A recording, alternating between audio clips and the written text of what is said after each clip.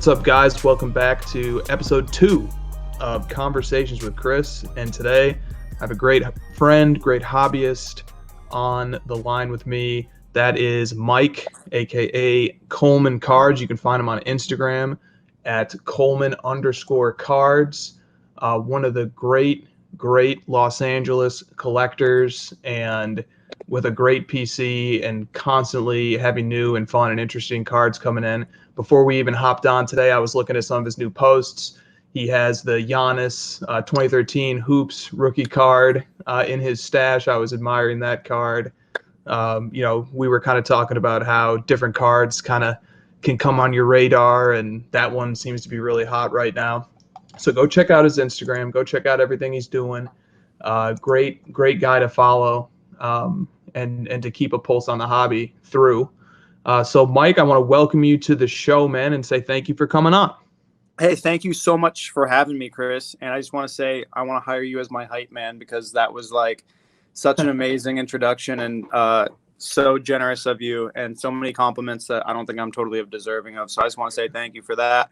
And thank you for having me on, man. This is a huge honor. Oh, it's a huge honor for me too, man. You're one of the great hobbyists I've met along the way here, and try to bring people on that might be interesting to the audience. And I think you fit the bill. So let's get into some of these topics here. The first topic I got for you is, I know you've told this story on different platforms that you've been on. You've been a part of some great interviews and discussions across the hobby content landscape. But could you just kind of like briefly fill us in on your hobby origin story? Absolutely. So it's very similar to everybody else. Everyone just has their own story, you know. So I started collecting in 4th grade. I had switched schools in 3rd grade, came back in 4th grade, and all my buddies were all of a sudden collecting basketball cards. It was Kobe Bryant's rookie year, 1996-97. And then shortly after, I kind of waited for the next crop of players to come in and started collecting really hard then. And I'd go over to my buddy's house, and it was kind of funny because I really just collected because I was hanging out with a small group of, like, you know, the cool kids in class, actually. And I went over to my buddy's house, and, you know, he was really into cards. So I got into cards over there. I'd buy cards and come over there and we'd trade. And he had an older brother who was so cool. So we were 10 at the time. His older brother was 12, dating a 14-year-old girl and smoking cigarettes in the house. So we were like, we worshipped his brother. And his brother was a big Kobe Bryant collector. And so I learned the ropes of the hobby as a kid, coming up with some definitely, like, you know, shady character type kids and stuff like that. And, learned about, like, getting hustled a little bit in this game where we would play guess the low value in Beckett. And basically, you know, if it was a Sean Kemp Z-Force Rave, the high value would be $25, and you would have to take a guess of what the low value would be. And most people would guess like $12, but sometimes it would be 15 or 10 or something like that.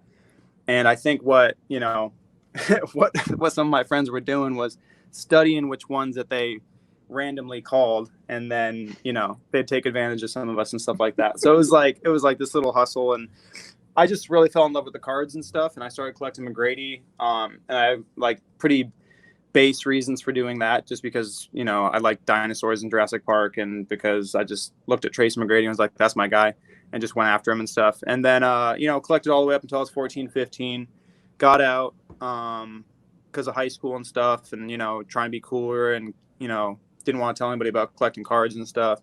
And then got back in around like 17 during LeBron's rookie year, but towards the tail end got kind of back in, and honestly missed most of LeBron's year and went really hard into like 04, 05, 06, 07 basketball, and had a lot of fun. Did it really low key in college and stuff. Wasn't really trying to tell girls about it and everything, obviously. And then from there it was just, you know, going in and out. I would give up on it like for a year, take a break, and then it would just always call me back. And then a couple years ago, I just, you know, came back from a big trip and, used it as like a therapeutic release of like getting back into something that I've been interested in, to take my mind off of work. And that was like 2 years ago. And then I got bit so hard by the bug, man, and just got so deep into it. And that's where I am now. How important was it, if at all, that you came back, or you started during Kobe's rookie year, and then when you came back, it was during LeBron's rookie year? Some great products came out during those years. You had the first year of Topps Chrome in Kobe's rookie year. You had the first year of Exquisite in LeBron's rookie year. Did that impact kind of like, like looking back, do you think that mattered, that like you actually like jumped into the hobby and then came back to the hobby during two like really pivotal years? It's hard to say. So jumping in was just pure luck, I think, even though maybe not, because obviously like cards got big in 96, 97, just because of that draft class and everything. So maybe that's why my friends were doing it. So, maybe there is a reason for that because of Kobe's class. And then getting back in with LeBron's rookie year, or towards the end of it, really, because I really didn't catch much of that year. I caught really the tail end of it and was lucky enough to grab a couple of packs at the card shop and stuff when I was like 14, when stuff was still available. But yeah, I think LeBron brought me back into it and stuff, definitely. And what's interesting is getting back into it. The hardest time after that was, I got back in for KD, I got back in for Harden and Curry, and then I think it really is Luka, man. Luka is really what got me just like so gung ho on it. Because I love that kid coming out of Europe, man. I love that kid, and so I think that's probably, yeah. I think there is something to be said there about the level of talent and the type of players that are coming out to really bring people back, which is makes this Zion thing really interesting too. It does. It does. Okay, interesting. Now, you said you got bit by the bug about 2 years ago, and you're admired by collectors everywhere because you took the plunge and decided to become, what's the right term? Are you a professional collector? Do you see yourself as a dealer? What term would you use for somebody like you who's just full-time cards? I would just call it a dealer. I guess,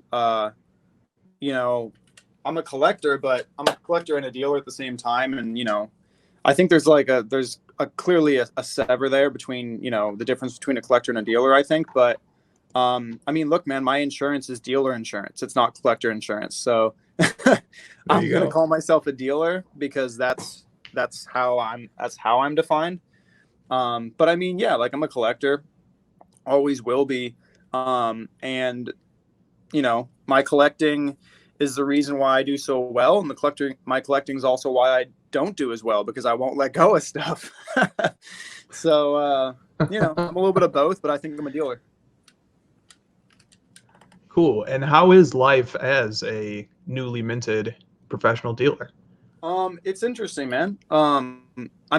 It's really, in a lot of ways, it's not different than what I was already doing, except I was working a job. Yeah. Like I was just bartending, doing the same thing I'm doing now anyway. Like on breaks from work, I would go to my locker and get my phone out and see if, any offers were accepted on eBay, or if anybody messaged me about a card that I was trying to get or anything like that. And now it's just kind of, I have more time to be able to, work on some of the facets of this that I just didn't have the time for, as far as like making this like, more of a business and creating cool things to make it more fun and make it more interesting and make it more organized. And so, it's been great.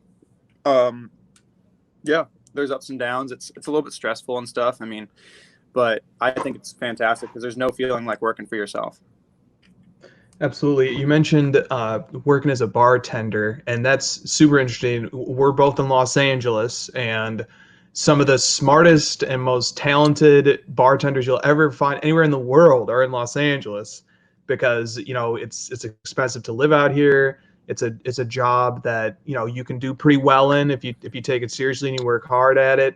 And it's also a placeholder for aspiring talents, and so you get a lot of really interesting, smart people doing that. Yourself is definitely included, and then you sort of make the transition. And I want to use that as a launching point to talk about the Los Angeles card scene. And so we both are active in it, but I'm not nearly as active in it as you are.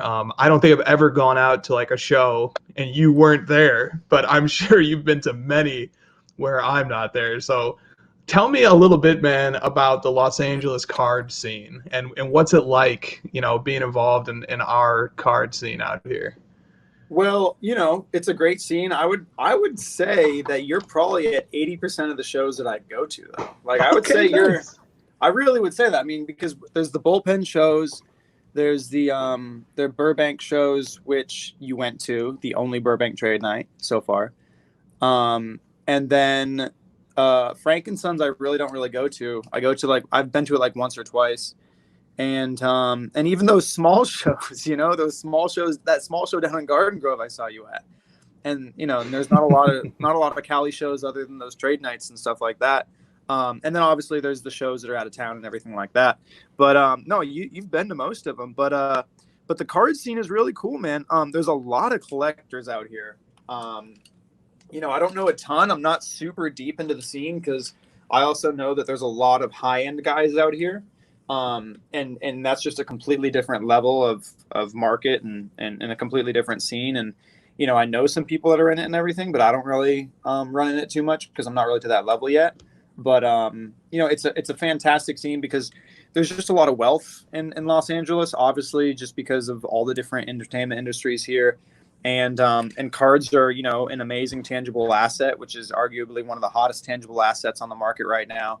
So naturally, money's going to flow into that, and people who have money will do that. So yeah, the scene is big out here. It's nice. It's really cool. There's a lot of great people. I've made some amazing connections, and the cool thing about this scene too is like, it's doable even in COVID. I mean, like, there's enough people out here to where you can make trades and do deals and stuff like that.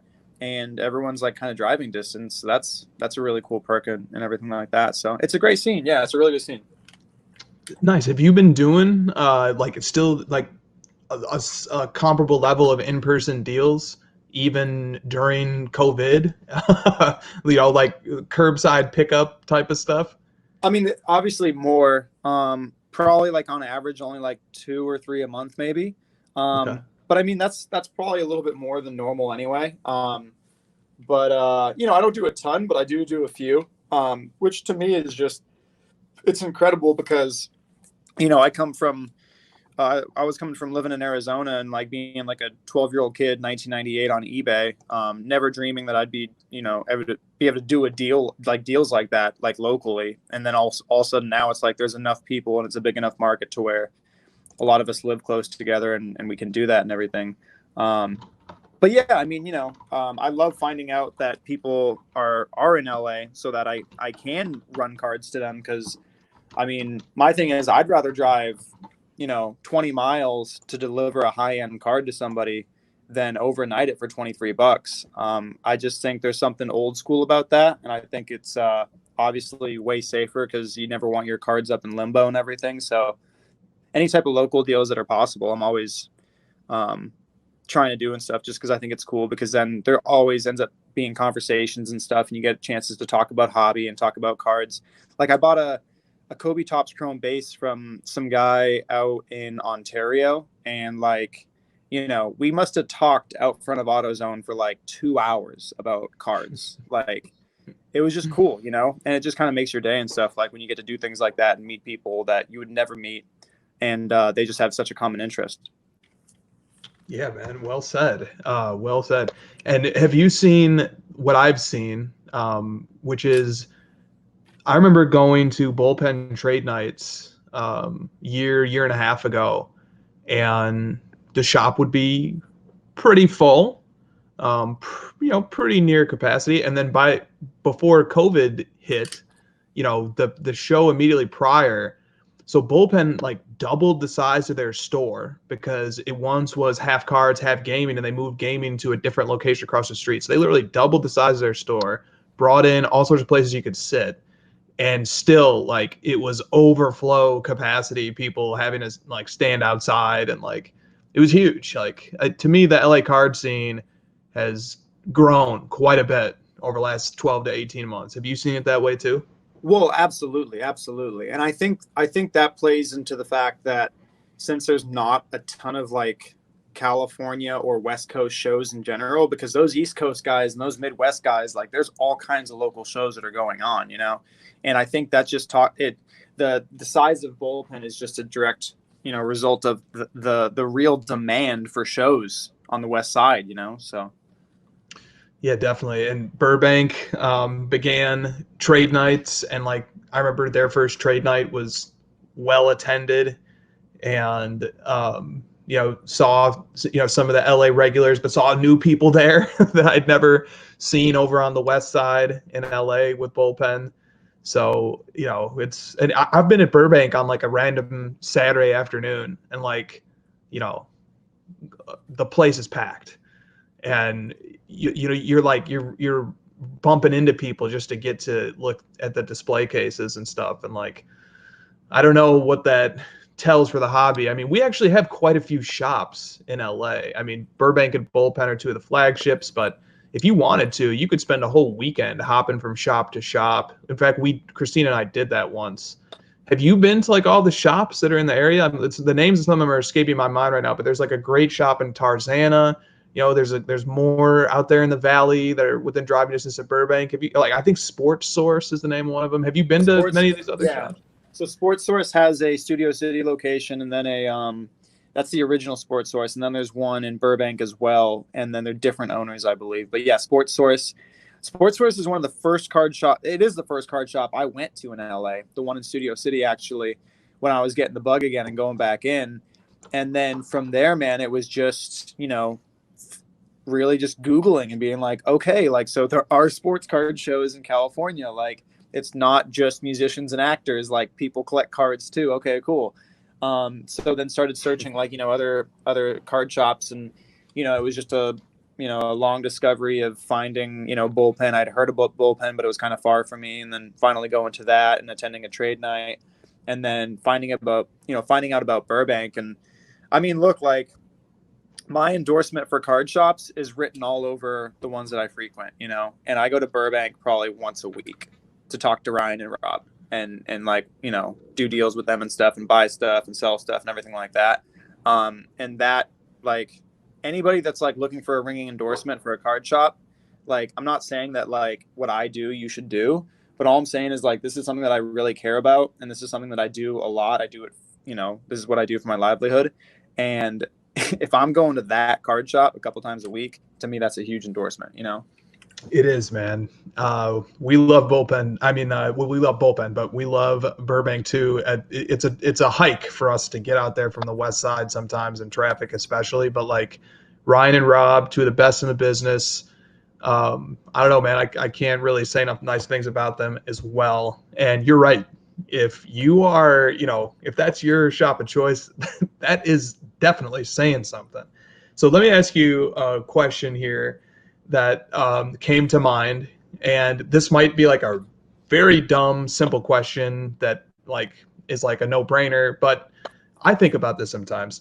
Which way do you like to do the hobby better? Do you like to do it better in person, like visiting shows and making deals in person, or do you like to do it better virtually, where you get to take beautiful pictures of cards and be in group chats and sell stuff on eBay? Which of those two ways do you prefer to do the hobby? I think I know the answer to this question, but okay, 100% in person, 100%. Yeah, I knew it. It's not even close. Yeah. I went to National in Chicago last year. First time I'd been to National since 2007. I was a 19-year-old punk and got my mom to fly me out to Anaheim so I could go to the National. And I was only there for a couple hours. And so I hadn't been in a while, and I went last year, and man, it was like Disney World and like Universal Studios and like the Great Wall of China all rolled into one thing, man. It was the funnest thing on the planet, and you meet so many people. There's so many opportunities and potential things to happen, whether it's connections or finding a card or seeing a card that you would never see. And then to be in there with so many people who are right there with you. Like, now I get why people go to like, conventions where it's just something that people are like, can you believe that they go to like a Big Lebowski convention or something? That's so weird. They all dress in like bathrobes and stuff. And then like now I get it though, because like National for Sports Cards is my Big Lebowski convention where I just wear a bathrobe and I'm just like drinking my White Russian with sunglasses on, and everyone's just like, yes, we get that. We love that, And so when you're around that many people that love sports cards, and, you don't have to, there's really no explaining of like getting that question of like, oh, you like sports cards? Oh, cool, man. Like, do you want to look at all my stuff from the junk era? Because it's Yep. all people that are on your level and just doing your thing. And it's just fun, man. I love and just in person in general, just like the cool thing about a deal isn't just the monetary gain and the transactional aspect. It's the fact that you're making a connection with another person that loves to collect something, and you're both helping each other in some way, and you get to share stories and relate and connect, and it's just cool, man. If you could give a piece of advice to somebody who was maybe new to a local scene or new to the national or going to a big show, they maybe don't know many people there, what would like be one or two pieces of advice you would give that person to make the most of their card show experience? Don't be afraid to ask as many questions as possible. And if anybody scoffs at you because you seem like you don't know anything and you're asking dumb questions, in their mind, dumb questions, don't take that as an assault or an affront and scare you into not asking questions. Take that as that person doesn't feel good about themselves, and that's something that they decide to do. And ask as many questions as possible, so you can learn as much as possible. I mean, like, anytime going to a show or talking to somebody, like doing a deal or something, I learn something new every single day about this hobby. And, it's the times where I'm afraid to ask and afraid to talk to people. Like I remember being a kid and stuff at my card shop, just asking a million questions to where the card shop owner, and I understand it. Like, I'm not like trying to be a victim here, but the card shop owner was like, hey man, look, like I can't answer all these questions. And I remember taking it so harsh and being like, oh my gosh, like he doesn't like me. I can't ask questions. And like, it was just me being an inquisitive, curious kid, and I think that's why we're all in this hobby, because we want to learn more. I mean, not all the only reason, but one reason why we're in this hobby is because we want to learn. We want to like figure things out and understand things. And the way we do that is by asking questions and learning from other people. And so that's the biggest thing that I would say is like, don't be afraid to ask questions. And if someone like has a problem with that, then just find someone else who doesn't have a problem with that. Because there's plenty of really nice people in this hobby that'll sit there and talk to you all night long or all day long about the hobby. And there's plenty of people that just don't have the time and they don't want to, and that's fine. So that'd be my biggest thing. So we've talked a bit now about the LA scene, about how to navigate in, live and person at shows.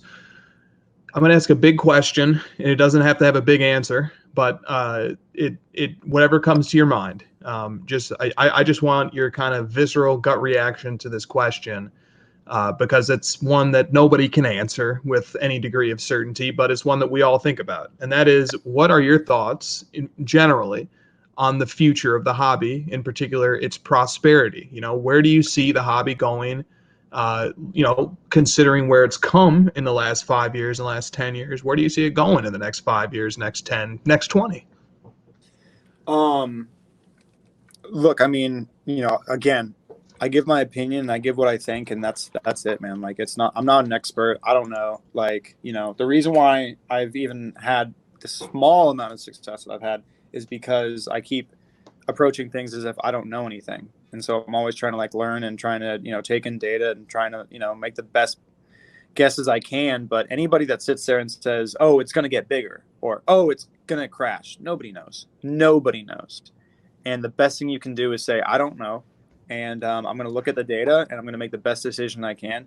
So that's where I come from that question. But look, like, I mean, part of me for the last 2 years has said it can't go any higher and like it's too hot, it can't get any bigger. And then part of me is just like, it's just getting started. So, it's tough, but I'd just say like, I really take that Nat Turner quote really seriously about rarity and rarity and desirability really drive price, and if something is iconic and desirable and there's just none available, that's just going to drive the price up constantly. And that's where you start to get into like, fine art territory as opposed to stock territory where there's, plenty to be had and everything like that. And it's very volatile based off of, things that are happening in real time. But yeah, man, I just think it's like one of those, it's so in our culture. Sports is so in our culture, and collecting is such a natural human thing to do. And I think that the pandemic really showed us that no matter what happens to the hobby, like if something, I mean, what happens in the economy, if something bad happens, it just makes people want to, like, find meaning quickly, in other ways that they enjoy. And I think, one thing for all of us collectors is we find meaning in our collections. We really like care about them, and really, they give us a lot of joy. And I think that's something that we saw during this pandemic, is a lot of people finding joy and finding hope and buying cards that they wanted in a weird way. And so I don't think that's going away. I think it's kind of like a natural human thing. And so for a lot of this stuff, the price is only going to go up. But at the same time, I look at a lot of this other stuff in the hobby, and I'm like, I think we might be at a peak. We very well could be. And so I'd always advise to proceed with caution on any purchase, and really, really understanding what your risk tolerance is, because that's really, really important, because it's supposed to be fun. It's not supposed to stress you out and stuff like that. So, man, so many pearls of wisdom in there. Audience, if you didn't catch them all, just rewind that answer and listen to it again, because, dude, from your fine art versus stock distinction, your final tidbit there about proceeding with caution and knowing and understanding your risk, the fact that you brought in to a discussion about the future of the hobby, looking as a case study at how we responded to COVID-19 and the unexpected durability that the hobby showed during one of the scariest moments from a number of perspectives, including the perspective of like financial markets that we've had in a long time. And the hobby stood strong and then rebounded extremely quickly. And now, as I look at the values of the key cards in the hobby, I see that last night, LeBron's Topps Chrome PSA 10 base cards have now set all-time highs once more, with two sales over $9,000, which is even more than that card was selling for going into just prior to COVID-19. So that is a great answer. I want everybody to go back and listen to it again if they didn't catch all of it. Well, let me just say on that card, Yeah. Let me interrupt you real quick. On that card, I mean, look, like, is it a risky card to get into? Sure, because it's so expensive. But what I'm trying to find out is, I mean, like, I'm trying to assess, can that card really go down, though? Like, because you have Space Jam coming up next year. It's going to make him such a bigger cultural brand with that movie. You have him potentially winning a championship. You have and that the feeling in the culture of the country and the NBA is like they want the Lakers to win, whether people like that or not. So, like, and then LeBron is assembling his team only to win a championship. He's literally gunning for one. So if he gets one, and then he gets the points lead and the assist, like third and assist, like, I just don't know. And that is the card. Like, that's the investment entry level card, the PSA 10 Topps Chrome. So, I mean, could I see it, correcting a little bit? Sure. I just, I'm done doubting that card, because it was at 4,000 in February, and I was literally telling guys, like, be careful. It's going to go down to 3,500, And so I'm correcting in the other direction. I'm saying 20,000 on that card if the Lakers win the championship this year. Jeez. Wow. That's the direction I'm correcting it. I mean, I don't doubt it, man, only because I have no idea. And neither do I. I'm not gonna pretend like I do, man. But it's crazy, man. It's crazy that people can put that type of money into a card that's not serial numbered and isn't like a jersey auto or anything like that. But again, it just speaks to how iconic that card is. And every collector wants to say, why would you spend this much on the Topps Chrome refractor when you could have the serial numbered Bowman Chrome or the finest XRC serial numbered or something like that? Well, the reason why is just because that is the card. Like, study the Pareto principle. You know, everyone's going to pick one thing. That's going to be the thing, and that's what's going to see the margins. And also, everyone wants the PSA 10. I don't care what anybody says. Any big fish out there doesn't care about the 9.5 BGS. They don't care about True Gem, nothing like that, because they don't have the time to figure out how to try and cross it or to, you know, get into a PSA 10 case. They want the PSA 10. So, yeah, that's a crazy card, man. It's a very crazy card. Okay, so you just mentioned a little bit about how it will matter quite a bit if LeBron wins a fourth ring. That's not going to make or break his market or his long-term arc, but it matters, especially in the near-term card values, or at least we tend to think that it does. And I want to talk a little bit as we're going to get a little more focused in this discussion and talk about some more specific players and specific, you know, things to look at in the hobby.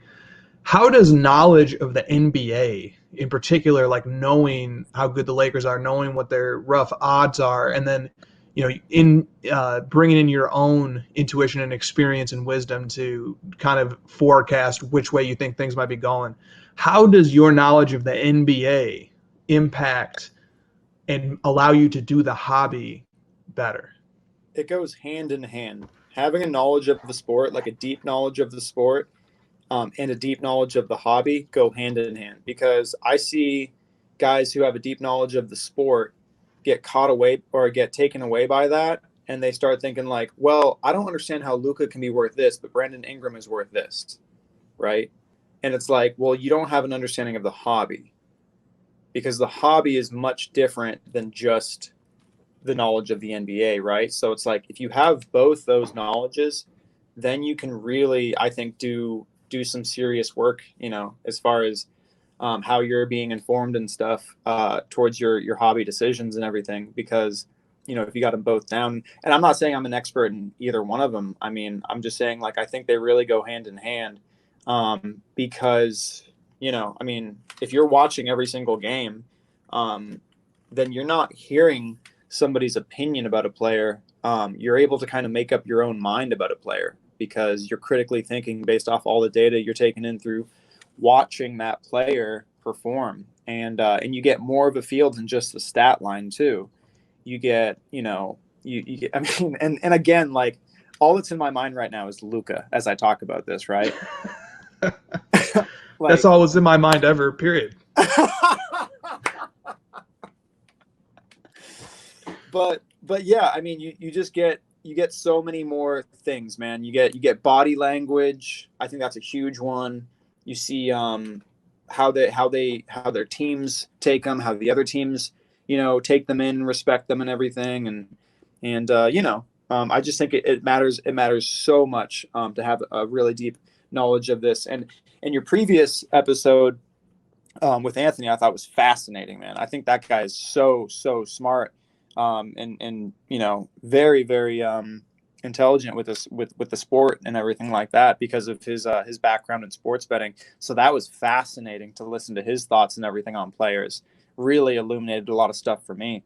So yeah, I think it's very, very valuable to you know, have an NBA knowledge, obviously, and I think it's the same with any sport. You know, I know Sasha T, shout out another LA guy, Sasha T. He's got such a great knowledge of soccer, and it's really taking good care of him in the hobby as far as soccer cards too. So yeah, I think it goes hand in hand.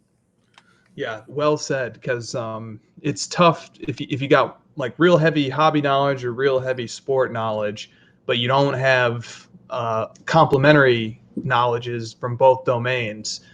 It can be it can really like lopside your approach, and you might end up, you know, picking really cool cards, but maybe not of the right player. I don't know. It depends upon if you really care about that or not. But maybe you know the right sets, but you don't know the right guys to collect, or you know which NBA players are very talented and put up great stat lines and are, you know, and winners even, but it might not translate into hobby success, or even if it does, you might not know the right cards to acquire of that player.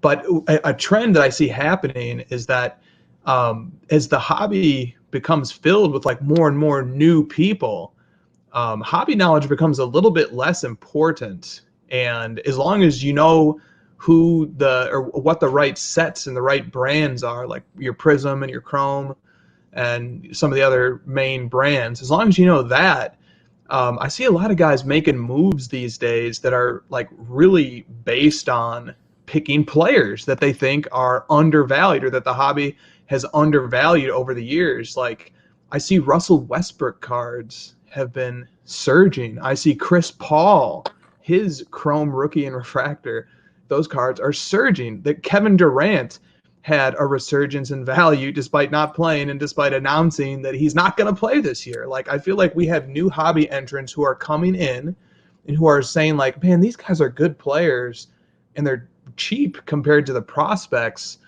I think there's a value play here. Like that's something even Anthony was getting at with Kawhi. One of his points was like, dude, if Kawhi manages to win this year and the Clippers win this year, Kawhi's going to have as many rings as LeBron. And like to him, and I see where he's coming from on that, that made a lot of sense. Like, well, wait a minute, why is Kawhi a mere fraction of LeBron's values? Now that's strictly looking at like achievements, statistical NBA performance topics, and it's not taking in, the Space Jam effect, let's call it, and the cultural icon effect. But I wonder your thoughts on that. Do you think that we actually might be seeing like the way the ordering of the hobby change a little bit as we have people coming in who are looking at things from a slightly different perspective? Yeah, and I mean, I totally agree, and I saw the correlation with the pandemic happening on this. So like, prices in Kevin Durant, prices in Russell Westbrook, prices in Chris Paul, prices in even Tracy McGrady Topps Chrome rookies. Like I saw this happening during the beginning of the pandemic. And I don't mean like I predicted it. I mean, I just saw it happening through the market. Like, because when the pandemic happened, my first thing was like, okay, I don't have money to be spending on cards. So, but I want to buy cards. So what am I going to do? Okay, well, I have to find value now. So I started looking back at cheap Tracy McGrady cards that I just was like, is there any like $5 or $10 Tracy McGrady cards that I really, really like? That I'm just like, hey, you know what, for $5 or $10, that's a great card. I'm going to buy it. Because you're just like, well, I can't afford anything else now. And I think it started this different way of looking at the hobby where you're just like, well, hey, look, Chris Paul is like, arguably second best point guard of all time. And obviously like most people have him 3, if I'm saying arguably, so don't blow me out of the water, anybody listening on that. But like, there's these guys that like, there's real value there, like, I mean, Shaq rookie cards, Tim Duncan rookie cards, they all just went crazy right during the pandemic. And I think it was this like, because of what happened with the economy, because of what happened in our country, it forced, it created an insane market force, which just changed the way that we're looking at this hobby and stuff. And so then all of a sudden it was like, wait a minute, Shaqs are how much? Tim Duncans are how much? Oh, let's just buy those. Like, because those are cheap. And we can, and that's, those are 2 top 10 best players of all time, arguably. So I definitely see the correlation there. I think, and I just think also there's so much money. It's like you say, it's like, how much is a John Morant? Well, why don't I just get this guy instead? Because this guy is established and yeah. So. That's a very interesting topic. Let me this came to me here as we were talking, kind of goes hand in hand with this topic of knowledge about the NBA, knowledge about the hobby, because sports betting is going to come back. It's definitely going to come back when the league resumes. And here's the odds on the championship contenders, the top 3. Lakers are at plus 200. So you can 2-1 your money there. If you put in $100, get 200 back.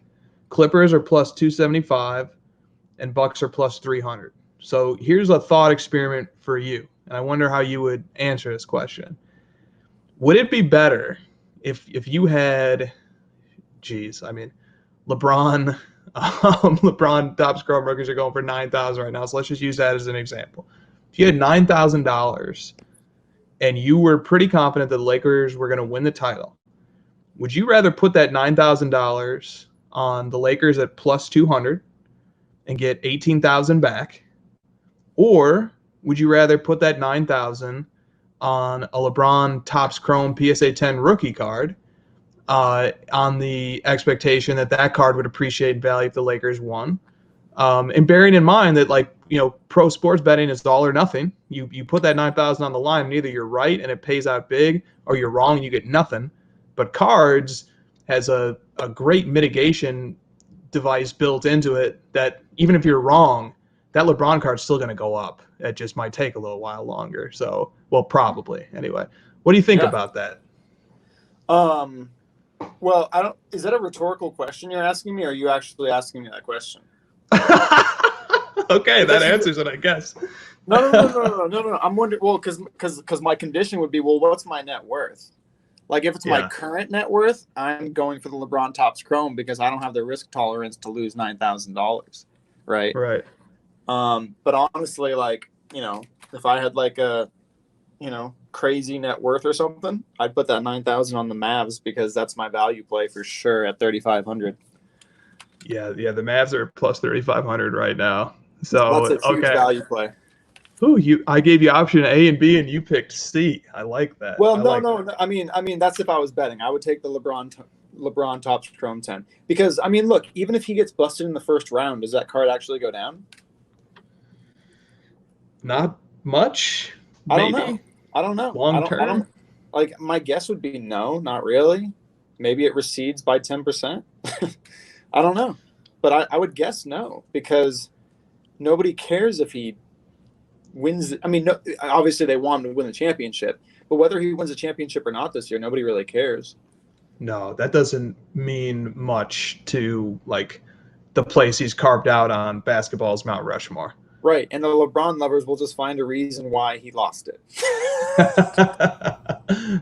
They'll double down, and the card will actually go up more if he loses than if he wins. I could see the LeBron market moving that way. I'm just joking. I own LeBron cards. I love LeBron. I love LeBron as a human being, as a player. I'm just throwing out some shade. No, that's funny. I got a couple of LeBrons in my pile as well. So, all right. What are your thoughts about the NBA's return and the way the format's set up, and how do you think that's going to impact the hobby? We got 8 game. We got this little 8-game regular season conclusion, and then maybe a play-in for the 8 seed if the 9 seed gets close enough to trigger it, and then we're going to go into a totally normal playoff, best of 7, bunch of best of 7s. But there's going to be no home court advantage because it's all happening in Orlando. There's going to be no fans. So how do you think the return of NBA is going to impact the hobby? I don't really have a great answer for that. But if I was just going to talk about it, I'd say, it's we're going to see a lot of speculation and buying in the next month here, all throughout June and July, just because, my guess is that's naturally we're already seeing it. That's what naturally happens during a season right before the playoffs and stuff. And now we've been without basketball for 3 months, and we're going to start right back up. And within 8 games, we're going to have the playoffs. I mean, to me, it's going to be that same anticipation and speculation, just like on PEDs, like just on steroids, just like crazy speculation and people being like, oh, well, I heard this, or like, because there's no home court advantage, I think these guys are going to make a deep run. And, we're going to see a whole new level of speculation and stuff. Or I could be totally wrong, and people start to wane interest, and all of a sudden a bunch of people get busted out of the playoffs, and we see a bunch of cards go down and stuff. But I definitely think it'll obviously have a big impact. I don't think it's gonna, we're gonna see stuff go up, we're gonna see stuff go down, and I think we're already kind of seeing like an overall. I mean, other than the LeBron James Topps Chrome 10, we're seeing an overall peak, and it's going down a little bit and kind of like mellowing out a bit, mostly across the board from what I'm seeing. No, you're right. I mean, if you look at the guys who are actually absolutely booming in April and May, which is like your Tim Duncans, your Shaqs, your Kevin Durant's, all those guys hit a peak, and now they've retreated a bit, 20% in some cases. They're still way above what they were prior to the surge, but they've leveled off. And same thing for, you know, a decent segment of the Michael Jordan market is it hit a peak, it retreated, and it's leveling off as well. Not all the cards, but some of them for sure. Now, speaking of bringing in a player who has Hey, can I not. interrupt you real quick before we Yes, go you on to can. that? Yes, you Before can. before we go on to that, thoughts about the NBA's return. I want to say this as like a counterpoint to think about. What if the NBA doesn't return? Yeah, man, I was listening to a podcast, Nate Duncan and John Hollinger last night actually. And John Hollinger said, what's the false positive rate on COVID-19 tests? And Nate Duncan was like, well, it's usually not higher than 5%. And, you know, maybe in this case, it'll be 1 to 2%. And John Hollinger was like, well, there's going to be about 750 people there who are going to get tested every day. And if it's 1%, that means you're going to have 7 false positives every day. And what's the protocol for the 7 people who are going to be showing that they're positive for COVID-19? And Duncan was like, well, they'll probably retest them a few times, and they should be able to get the false positive issue cleared up that way. But he was concerned about it too, because does that really clear it up necessarily? Because you also got a small chance of false negatives. So then everyone's going to be a little worried if somebody tests. Even if it is a false positive, and then I saw the NBA announce that their protocols for that are going to be like, if somebody has like a false positive, or if they test positive, they have to go into like a separate quarantine. They have to like wait like 10 days or something like that, and they have to get tested. And so like, man, what if a star player tests positive, God forbid, and has to sit out 10 days? Dude, that can change the landscape of the entire thing. Or let alone if the season can't come back because the second wave comes early or something like that. So, well, here's a crazy one. Your point is duly noted. Anything can happen, right? So, what if LeBron James is in the finals against the Bucks, and before Game 7 he gets COVID? Oh, like what? Like what I'm saying is like anything can happen, right? So, like, what if that happened? And I'm not trying to be negative Nelly here. I'm not trying to I'm just saying like that's a real possibility. So, like, the amount of tension and drama that we could see here, it could go 2 ways, right? It could shut down the NBA, or it could create the most exciting NBA playoffs that we've ever seen in our lives. Like, it's insane. So I just think, like, don't get me wrong, I'm so excited for the NBA season coming back, but I have to also take into consideration about what the reality is right now. And, based off what I'm hearing and stuff, it's like, I wouldn't be surprised if Silver was just like, hey, look, like, you know what? We gave it a shot, but we have to shut this thing down, unfortunately. So who knows, man? Who knows? But I just wanted to say that's something to consider, because a lot of people, aren't considering that, I think. And they're just buying with reckless abandon, hoping that, this playoff is going to happen and stuff. And that's why I would say just be cautious. Like, if this playoff doesn't happen, a lot of values will go down, I'm guessing, so. Yeah. And how does this impact the way that you're doing the hobby? Because like I'm on your Instagram right now, I'm looking at one of your trades, grades, and pickups from May 14th.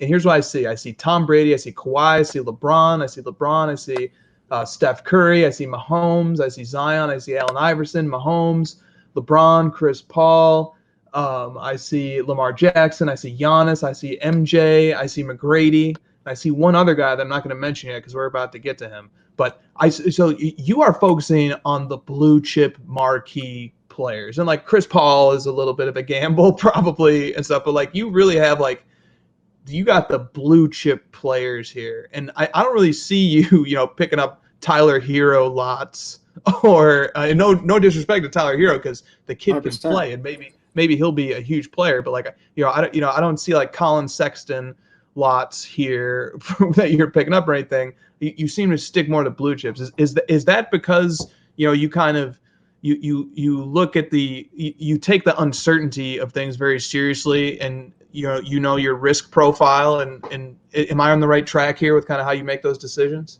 Absolutely. But look, at the end of the day, like I own some Zions and I own a couple of Jaws, But Zion is the only thing I see from this class that I'm actually like, this is a guy that I could see collecting. Like I think he's extremely exciting. I like the player.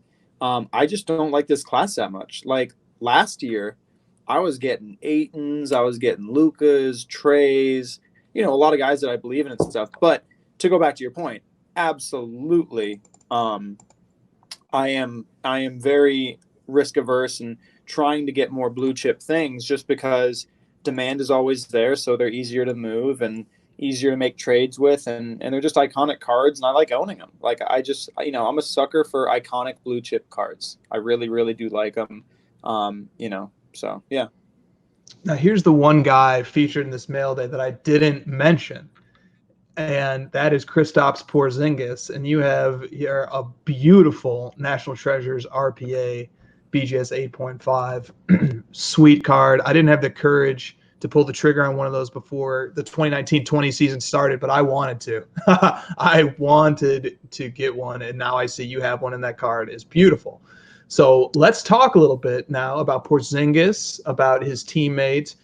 You might have heard of him, Luka, and the Mavericks, and what you think about that pool of uncertainty that's brewing there with in the first Porzingis. What are your thoughts on Porzingis? Because I know you've noticed this too, but somebody about 3 or 4 days ago bought out eBay. They bought every single Porzingis Prism PSA 10 that was priced within like 2x of the recent comp. So like it had been selling for like $140. Somebody went through and bought everything up to like 225. And so there was like a few stragglers left on there that were like $300. And then I've seen now, he's comping consistently in like the $200 to $250 range on his Prism-based PSA 10. So like his market is coming close to doubling recently here. So what are your thoughts on Porzingis? What are your thoughts on getting his key National Treasures rookie card? Tell me a little bit about Porzingis. I mean, Porzingis, I just think is a value buy, and look, I own some Porzingis stuff. Like I'll tell you what I own. I own the NT, which you're talking about, the NT RPA at a 99.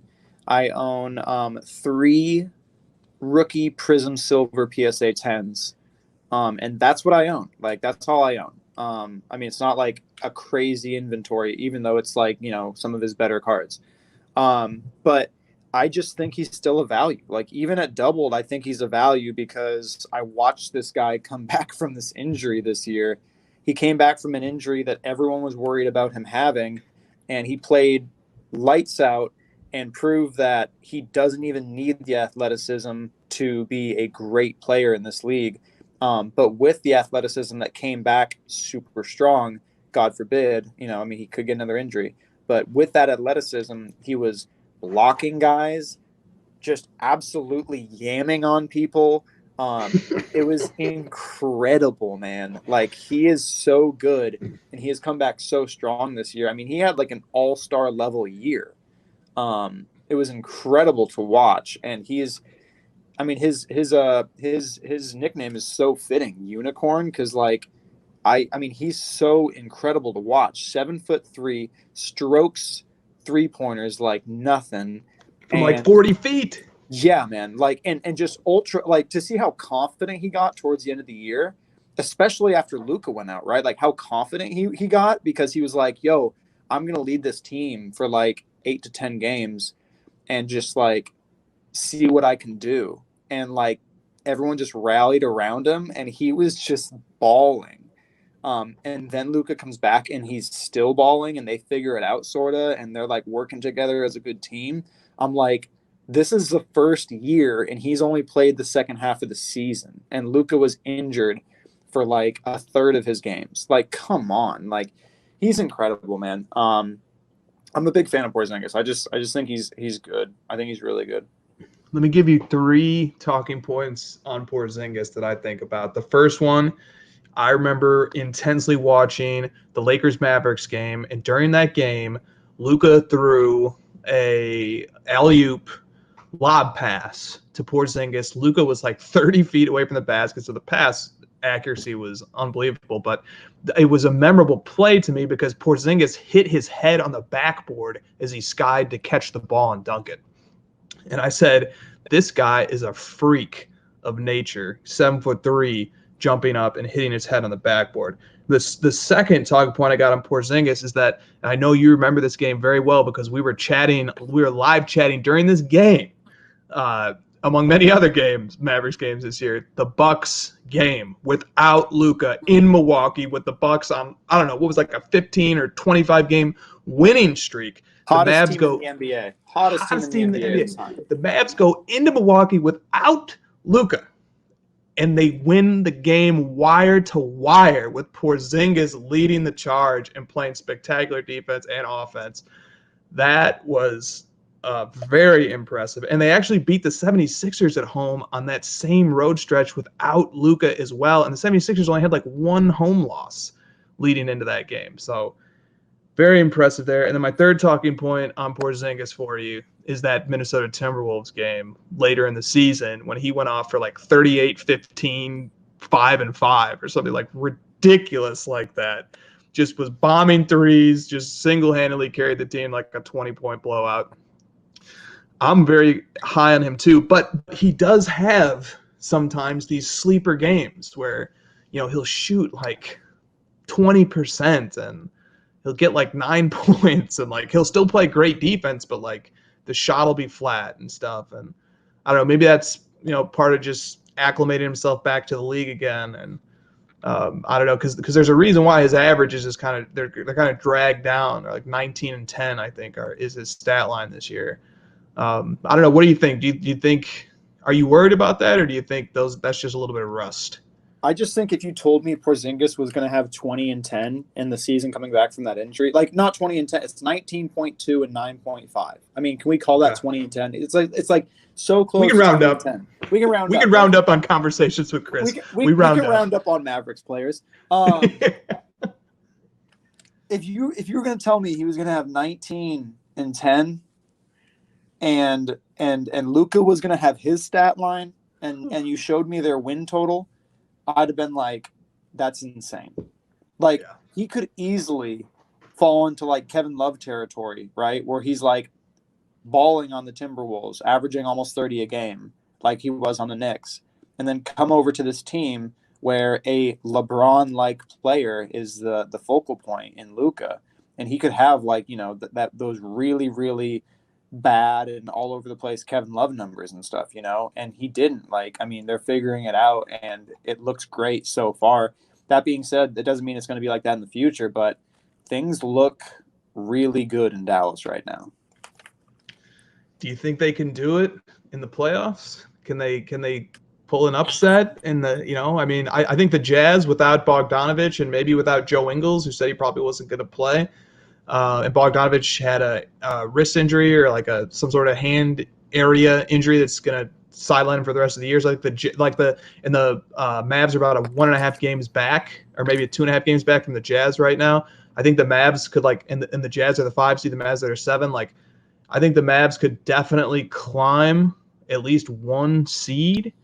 And as long as the Clippers stay in the 2 seed and they don't fall a seed, I think the Mavericks could escape the Clippers and get a really nice, favorable first-round matchup against someone like the Nuggets. But eventually they're going to have to play the LA teams, one or both. So what do you think, realistically, what can the Mavs do in the playoffs this year?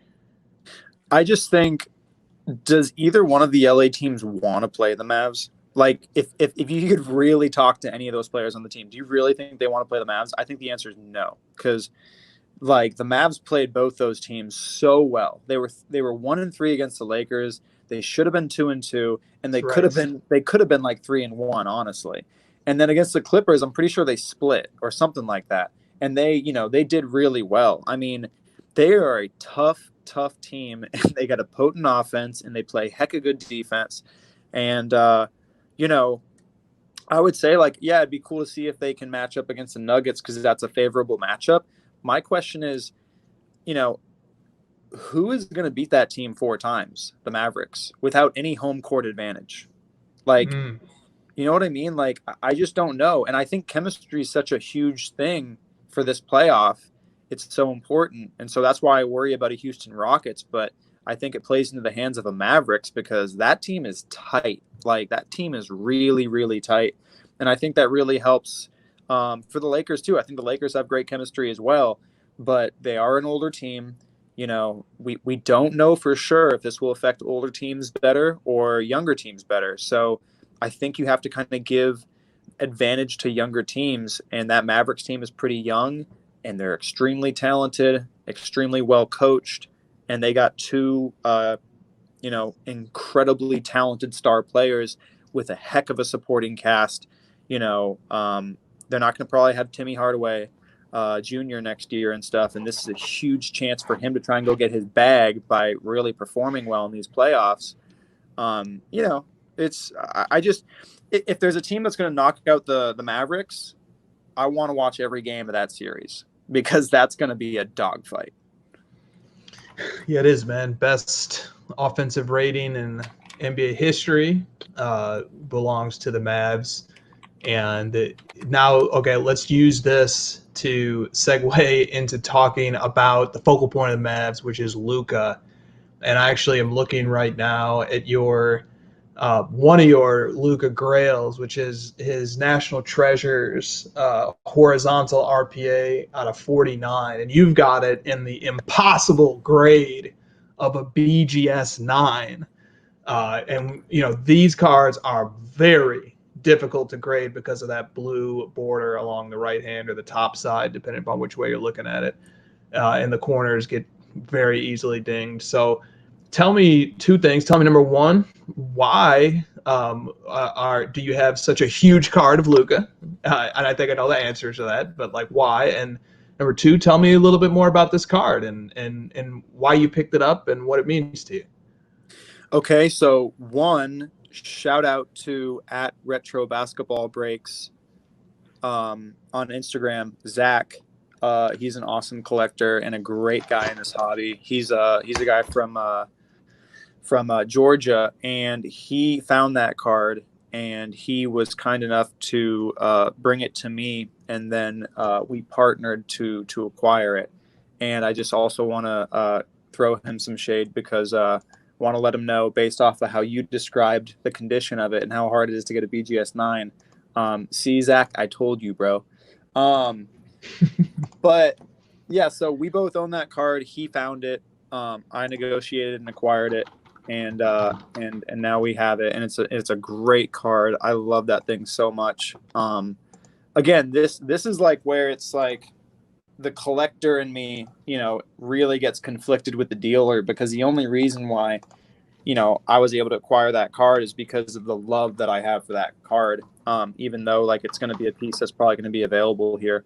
But yeah, I love that card because for so many reasons. I'm going to make this really concise because there's a lot of other things to talk about, but I just want to say I love that card because the patch on it is really cool. The horizontals had really nice patches, where the vertical true RPAs at a 99 got kind of the runts of the litter because they wanted to make the other RPAs more attractive so that people weren't just going for the 99. I'm guessing that was their philosophy. So they had the horizontals at a 49, then the bronzes at a 25 horizontal as well.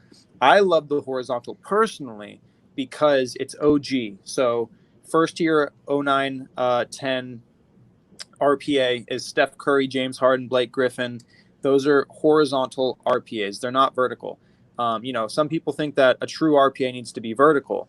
And it is. 0304 Exquisite is vertical, but first ever National Treasures RPAs are horizontal. So I just love horizontal National Treasure RPAs. I also love 15-16. That's why I have the Porzingis, and I got the Booker as well. I love those RPAs. So I love the horizontal aspect. I love that it's a low print run. There's only 49. It's rarer, even though people don't care about that. People care about the 99. That's fine. And obviously I owned another copy of the card with a really nice patch. I paid the lowest one has ever sold for the card. I paid $1,750 to a guy who got it in a break. And it had the sickest patch on it, all kinds of breaks. And I ended up selling it at National because I had it displayed, and someone came and offered me a Godfather offer for it, which at the time I was like, I got to take this. This is so much money. And then obviously 2020 hindsight, it's worth about probably 4 times what the offer was right now. So that sucks. So it was nice to get another card of the same caliber of that one, because I just love that card so much. Well, the population is 20, and there's only one graded higher than 9. There's one. Yeah, one got a 9.5, right? Yeah. That's it. So those are very, very tough. Speaking of horizontal cards, that's a refreshing take. I like the take that the horizontal RPA is cool. It's definitely a value play.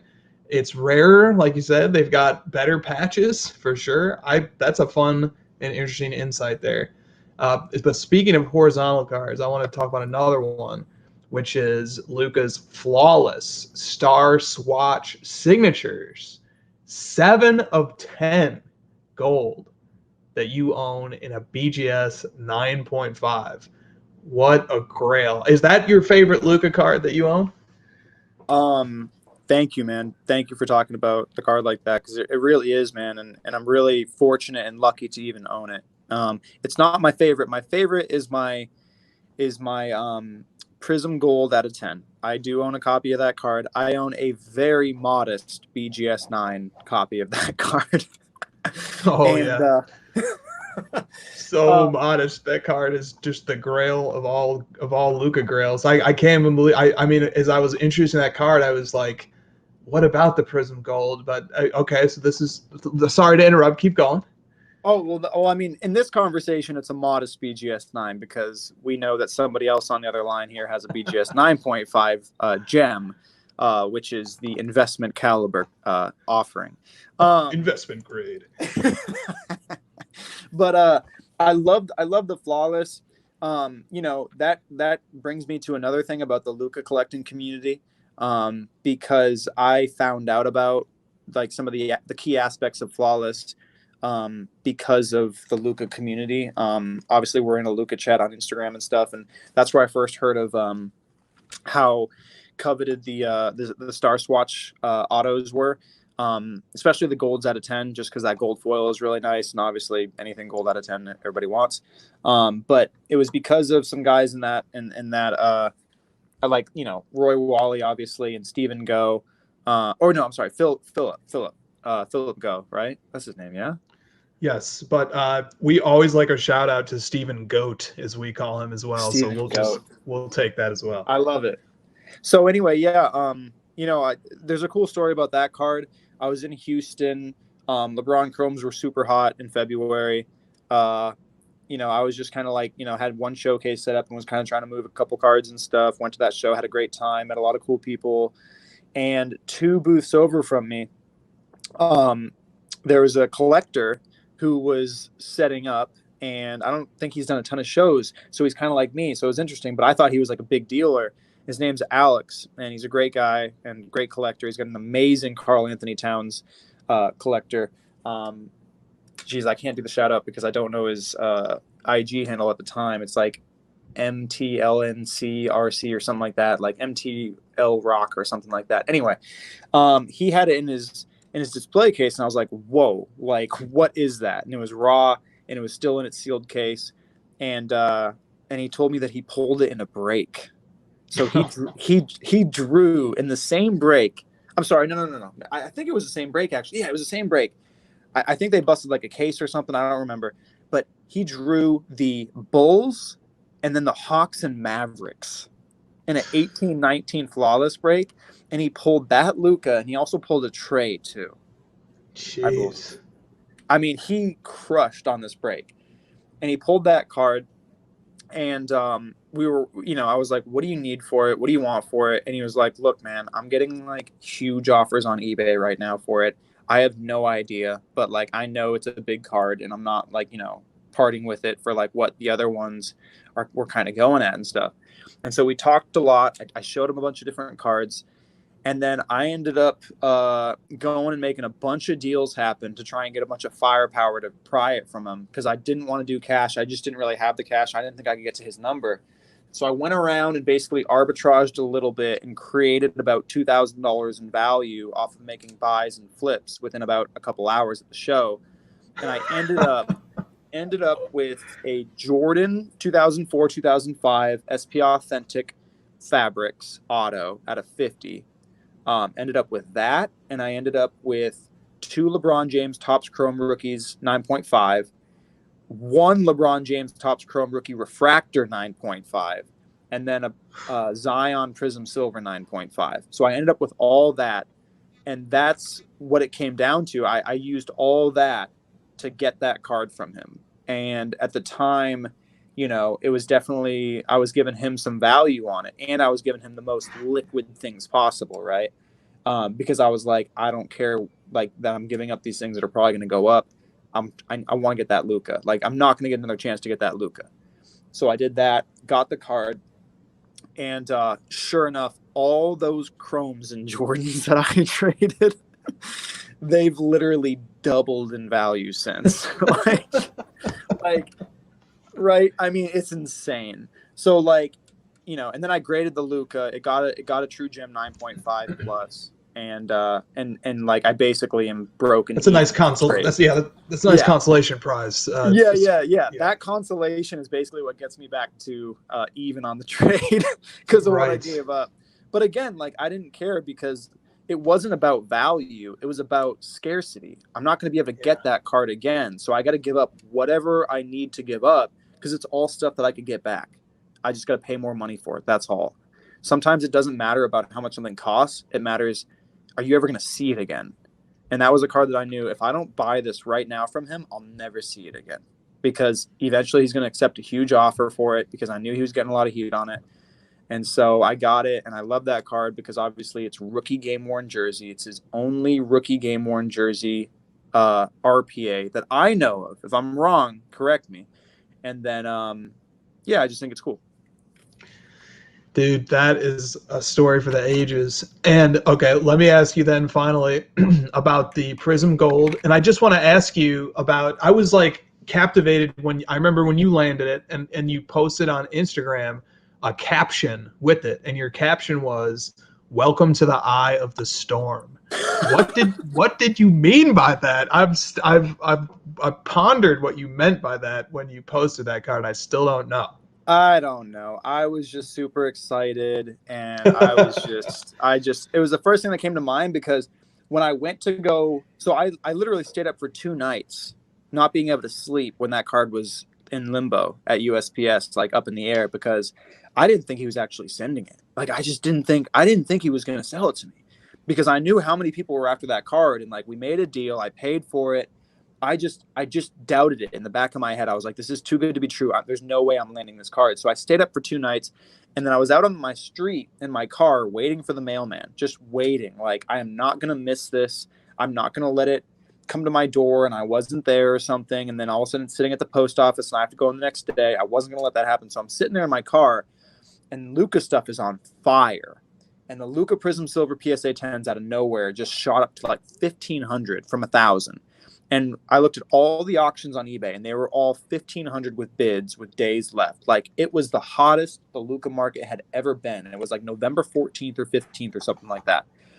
And that's what was going through my head when I made that post. I was just like, we are experiencing a storm right now. This massive wave of that, Luka stuff going crazy. And I just acquired the card that will trump all other Luka Prisms. And I was just like, this is the eye of the storm. And it was so funny. Someone commented, they're like, isn't the eye of the storm calm? That's pretty funny. But yeah. Great story. Okay. All right, man. I got 2 final questions for you because we're running out of time here. The first one is, and these are 2 questions I'm going to ask everybody. And I always implore the audience to just understand that these are opinions that are being given, and it's fun. Just have fun with it, because everybody's entitled to have an opinion, and we're trying to say something for a little bit of intrigue here. Okay, so just bear with us. But the first question is, who do you think is currently overvalued in the hobby? Okay, so again, I am not an expert, and I am not going to pretend that I know who is overvalued or undervalued. I'm going to give my opinions, and that is it. And honestly, I don't really know. I mean, and I'm not saying that to just be like self-depreciating. I'm literally just saying like I just don't know. It feels like the market is so. I mean, the markets are amazing, right? Because they literally find all inefficiencies within themselves and correct those things. And that's all we've been seeing over the last couple of months is market inefficiencies being corrected by the natural occurrence of the market, which has been awesome. So it's like, so to say what's overvalued or undervalued right now, it's just it's saying that you're smarter than the market, and nobody's smarter than the market, right? So like that's where I'm just like, everybody like, has an opinion, and that's fine, and be open to it, and that's great. That being said, look, like I think Anthony made some great points about Kawhi being undervalued and LeBron being a little bit. I don't think he said overvalued, but it's just like there's a lot of exposure there, and I agree with that. But um, I might say that LeBron is actually undervalued. I might say that. I don't know that I would say LeBron is overvalued, because when you're talking about a current GOAT, who's in some people's eyes the best of all time, and a lot of people's eyes top two, his stuff might be undervalued. I don't know. I would also say guys like I think Kevin Durant, I think Tim Duncan, I think Shaq. When you think of Shaq, it's like Shaq's top 10 for sure. He's the most dominant force ever for a center. Like I just don't think there's anybody as dominant as him. And if you watch highlights of him in Orlando and stuff, it's like what a force of nature, and what he accomplished and everything, and how big of a cultural influence he was with all this stuff. Like I remember playing like Shaq Fu on my Game Boy and stuff like that. I mean, just dumb stuff like that. So I look at his Upper Deck 1992, and like it's such a condition sensitive card. There's only 300 PSA 10s. They shot up from like 700 to 2200 during all this.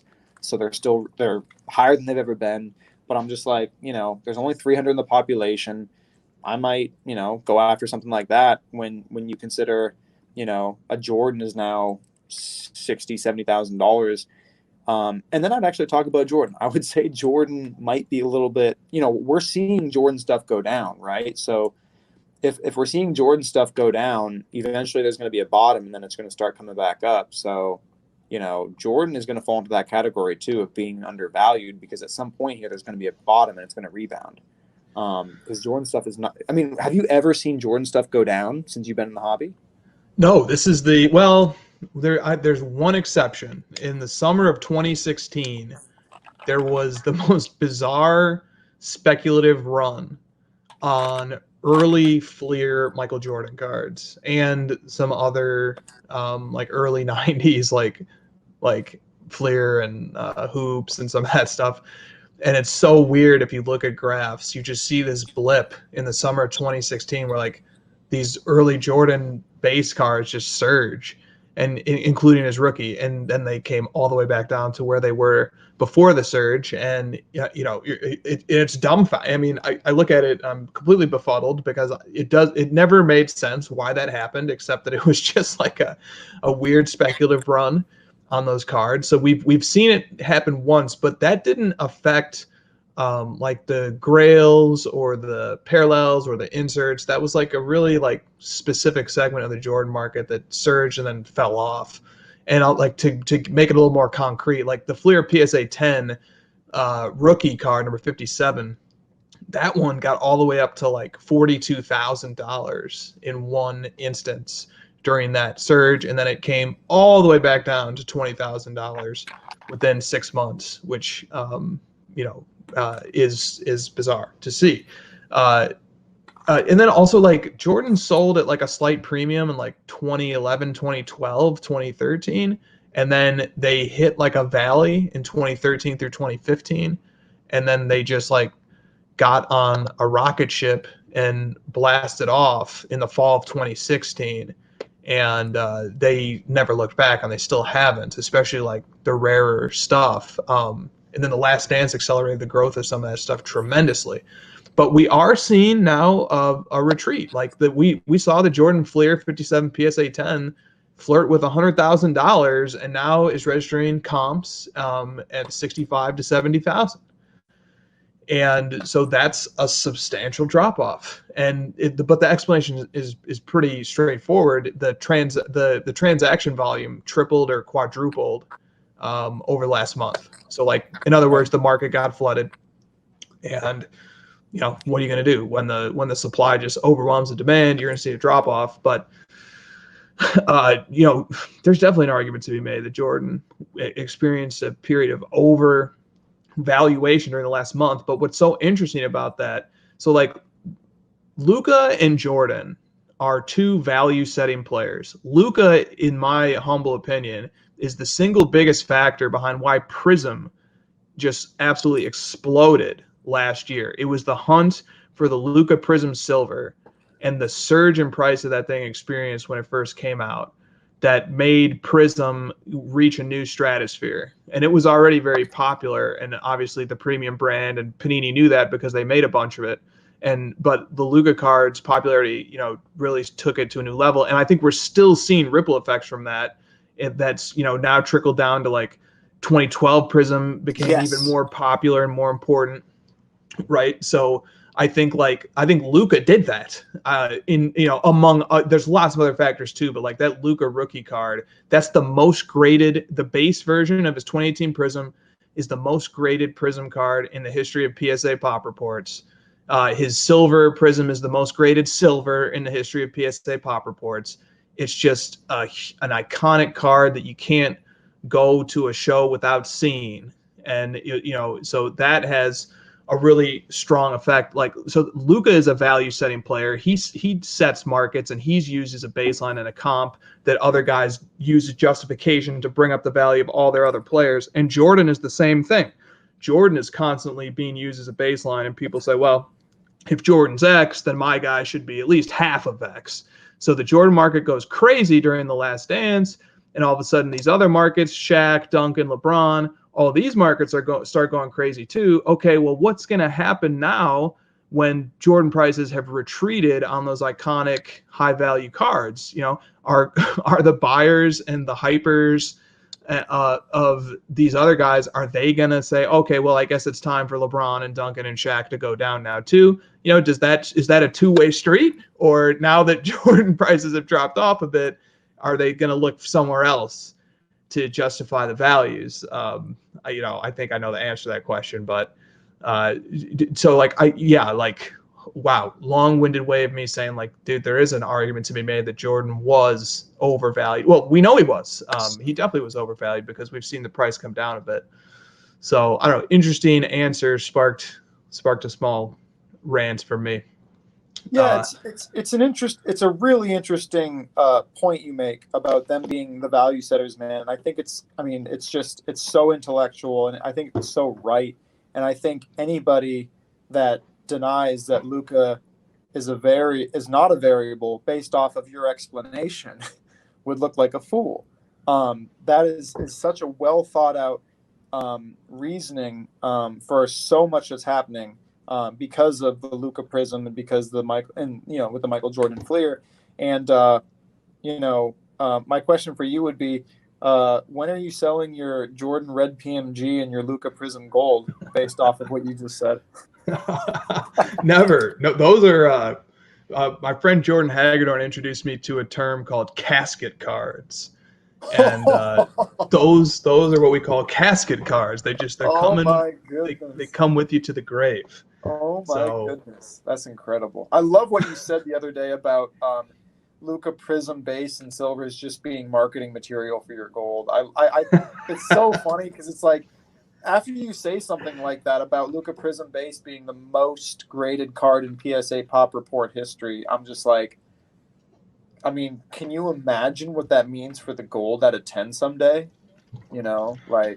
I just think it's a $200,000 card, man. I'm not trying to pump it because we both own one. I'm not, but like, people make offers to me all the time for that card, and I'm like, nothing that you're offering is what I'd rather have than this card.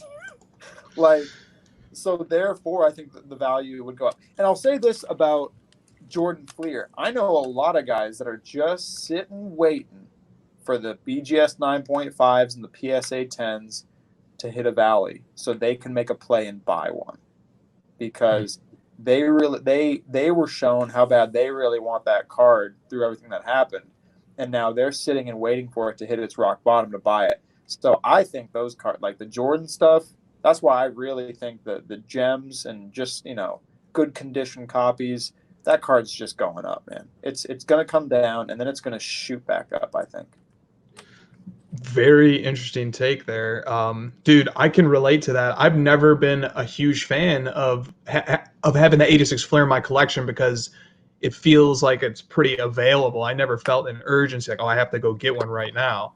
I've owned several, but in PSA 7, but I never, felt like this urgent. But I did feel that urgency during the Last Dance when I saw the PSA 10 Fleer was absolutely leading the pack and skyrocketed from like 30 to 40 grand to 100,000. And that is, a monumental appreciation over a short period of time, both in absolute dollars and percentage. And that does make the FOMO kick in. And I started thinking to myself, this was a $20,000 card a few years ago. I could have made some moves. There's only 312 PSA 10s. Like in today's market, like a pop of 312 on a PSA 10 is like scarce. So I can relate to that. I think that's a really, really interesting take on where that card might be headed. So, well, and also think about it like this, like how many similar charts have you seen that is going to happen to this card where it has that crazy spike based off of something, but because of how iconic it is, it's going to fall and then it's slowly going to go up. How many charts just like that have you seen on iconic cards, that just get a crazy amount of interest and then shoot up and then come down, and then you see it just slowly tick back up, Very true. Very, very true. Okay, last question for you is, and I like how diplomatically you answered the who is overvalued question.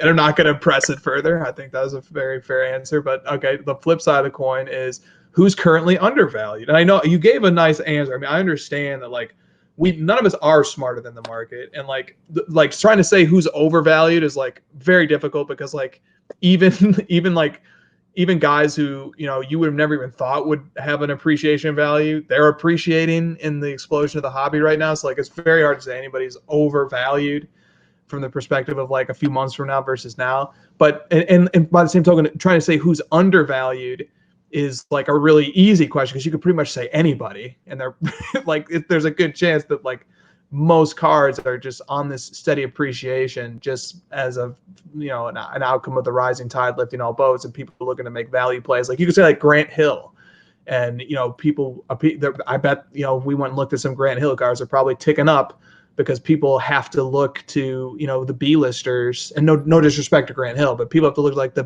B-listers to start making value plays now because of the price point on the goats. And so it's a really easy question, but who do you think right now is currently undervalued? Okay, so again, like you guys already got you already got like my explanation of like having picks and stuff, but like I'm just gonna say it because I know there's people out there that do it because I'm one of them. Whereas I listen to podcasts, and when people start talking about undervalued players, I immediately start eBaying those players, and those cards. And I literally am like, oh man, this guy, like I like what this guy's saying. He's talking with some real passion. He probably knows what he's talking about. I should just buy a bunch right now. Like, so that's why I'm always so hesitant to talk about overvalued or undervalued players. It's like because because it happens to me. I listen to a guy and so I go for it. But anyway, undervalued, it's so hard, man. I don't know, but this is like picking your favorite color or like or what you like in a partner. It's like everyone's answer is right, nobody's wrong, and it's all based off what you think. And and I would say caution to all advice given because none of us are right. But I agree with what Anthony was saying last week a lot about Kawhi and even Zion too. Like, I just think the small amount of data we have on Zion is incredible. And right now, it seems like the market has a built-in idea that there's a lot of risk on Zion and that he's going to get hurt. Like, that seems like the foregone conclusion by a lot of people, and why his prices are where they're at is because people are just like, oh yeah, he's going to get hurt, so he'll be great, but he's gonna have a career of injuries. And I just find it interesting that people like are, that believe that so much. I mean, like, you can just go the other way. Like, the upside on him is incredible. Like, and look, I mean, people might have thought this about Shaq in 1992. They could have been like, well, he's so big, and I mean, like, if you look at Shaq videos, he was jumping out of the gym, and he's huge, like massive, taking down backboards and stuff, like literally taking down rims. Anybody could have easily been like, oh, it ain't going to last. He can't, this can't sustain. This type of play can't sustain. He's going to get injured. So it's like, I look at that and I'm like, well, I can see that kind of bleeding through with his prism prices. So I'm just like, I'm going to keep looking at him. Because, I mean, obviously Luka's the value setter there. But, like, if I can find any nice Zion stuff, like, I'll hold on to it and sit on it and everything, knowing that, it's just going to heat up at some point, like, especially before next season and everything, or if they play the Lakers and everything. Like, there's a ton of ways where that stuff shoots up. So, I'd say there's some value on Zion. And then, I think so too. Yeah, I mean, Kawhi too, like, I get that, but I mean, since Anthony brought that up last week, Kawhi's have already shot up by like 60%, so Funny how that works. But I don't think it was you guys talking. I think that was the natural progression. I mean, we've both been looking at that market. I agree. So it's just been going up. It's very healthy. Yeah, I think Curry's a great buy right now. I think Curry's a little bit undervalued. We're going to see Curry stuff going up. He's out of sight, out of mind. And I just think certain Jordans are too, because we're going to see Jordan stuff probably hit lows once these playoffs start, because everyone's going to be eyes on the guys that are playing, not on past players. And so I think that'll be a great time to buy Jordan. I think over summer here, we're going to see a great time to buy Trey. I think now is a great time to buy Trey if you want to hold on to it. I think he's a good guy. I don't get the doubters on Trey. I just don't. I mean, I get that he doesn't play defense and stuff like that, but we're clearly in a league that doesn't care about that. And, the winning isn't there, but I just think James Harden is a very special situation. And I think a lot of people want to treat it like it's going to be a James Harden situation where he puts up 1 million points, but people just don't care and he gets no hobby love. I think Trey is just different, and we shouldn't box him into other players. We've talked to this about Luka too. The problem with trying to understand the Luka market is once you start comparing him to other players, like, you can't do that. And that's why everyone's been wrong on Luka stuff, because it just keeps going up, because people are just like, oh, well, he's like LeBron, but he can't jump as high and he doesn't play defense. So therefore his prices have to only be this of the LeBron. And like, everyone's been wrong. So, I'd say Trey, Zion, maybe, Kawhi, Jordan at some point here coming up. And honestly, I think Kobe stuff is cheap. I think Kobe stuff is cheap too. Like, I mean, again, all the stuff has gone up, so it's so hard to make these calls because everything's gone up so much. It's like, it's hard to say anything is undervalued, but those are the guys that I would say. Love it, man. You mentioned Harden, and let me just throw a Harden stat at you. You tell me what you think about it. 2 years ago, Harden's Topps paper base PSA 10 card was selling for $96 2 years ago. That's a pop of 160. Selling for $96 2 years ago. That same card today last sold 2 days ago for $625. So a nice little 6x for James Harden over the last 2 years. The tide of the hobby just is rising, but maybe James is starting to get a little bit of hobby love. I don't know. Can we still say a guy whose Topps paper base PSA 10 is $625 gets no hobby love? I mean, look, I'm a Harden guy, so I'm not going to sit here and say he's an undervalued guy, because I think he is, but I'm completely biased. And obviously, like, I'm not going to say that because I own the NTRPA, I own his Topps Chrome Refractor, because I've been a Harden guy since day one because I went to ASU. Like, he was at ASU while I was at ASU. So, I'm just a Harden guy. I think he's undervalued. I think he gets a bad rap, but I think the talent is absolutely undeniable, and what he's does as an offensive player is undeniable. And I think that Topps was just a real market inefficiency because it's a very, very iconic card because it's his Topps paper rookie. And people, I don't think, realized how hard it is to PSA 10. The pop on it is only like 200, which is stupid rare, like really, really, really rare because the black back border. So the PSA 10s just aren't that available, and that's why I think the value, shot up so much on that. The Topps Chrome has probably had a slower growth, but still a really healthy growth. The NTRPAs seem cheap to me. I mean, like, again, I own one, so I'm not trying to pump it. I'm just saying, like, they've been sitting at the same price for like a year or two while everything else just shoots up.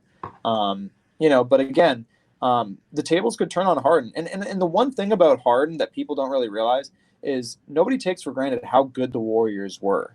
Like, nobody takes for granted like how incredible those Warrior teams were. And the Rockets were like, were they up 3-2 against them? Or were they were up 3-2? Or they were something like that. They took them to a game 7. Yeah. They were up, did. Yeah, they were up 3-2 on them. Like, they were so close to beating arguably the best team of all time. They were, man. And everyone just, and Harden still had good games. It's just he hasn't had that signature playoff run yet where it's like he beats the Goliath, like he takes down the LeBron or the Warriors or something like that. He hasn't had that run, and he's had a lot of flameouts and stuff, but like his career is incredible so far, like absolutely incredible. And he's still 30 years old or 31. Like, he's going to have a lot more peak performance years still. So, I mean, I just see value there. I definitely see value there. But what do you think about the fact that he lost like they do? But what do you think about that he lost like 20 pounds? I hear during this. I think it's interesting. Yeah, I think that's interesting. I think like let's see how he plays like that. I mean, like, he's still strong. Like, even if he lost that weight, he's a naturally strong guy. And with that weight, what people don't realize is he's a bully as a shooting guard.